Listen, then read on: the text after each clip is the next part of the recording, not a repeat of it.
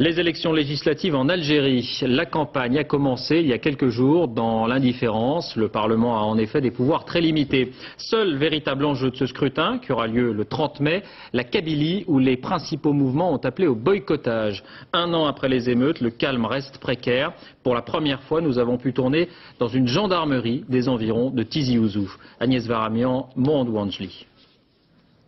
À la reconquête d'une confiance perdue.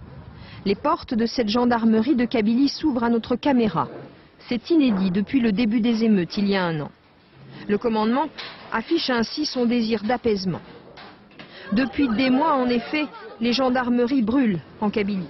Les émeutes aux cris de pouvoir assassin ont succédé au grand défilé du printemps 2001. La jeunesse kabyle ne pardonne pas aux militaires d'avoir tiré et causé la mort de dizaines de manifestants. Une commission d'enquête a admis la responsabilité des gendarmes. Pour la première fois, c'est un haut gradé en service qui le dit. Les premiers temps, il a été fait usage des armes de guerre. Mais pour les gens qui ont fait usage d'armes de guerre, je vous l'ai précisé tout à l'heure, ils ont été punis et sanctionnés, ils sont entre les mains de la justice. Le commandement n'a jamais permis ce genre de dépassement. Des cas isolés, affirme la hiérarchie. 636 gendarmes auraient été sanctionnés. Mais l'image que veut nous livrer aujourd'hui l'institution est celle-ci.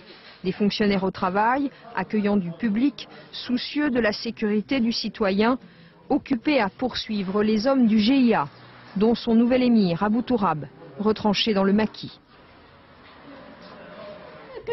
Les gendarmes font leur travail, mais pendant 10 ans, la situation a été dure et ils n'ont pas fait grand-chose.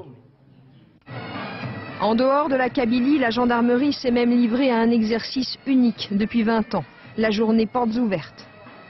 Pour le pouvoir, il y a urgence. Le 30 mai, ce sont les élections législatives et les organisations kabyles ont promis de les boycotter.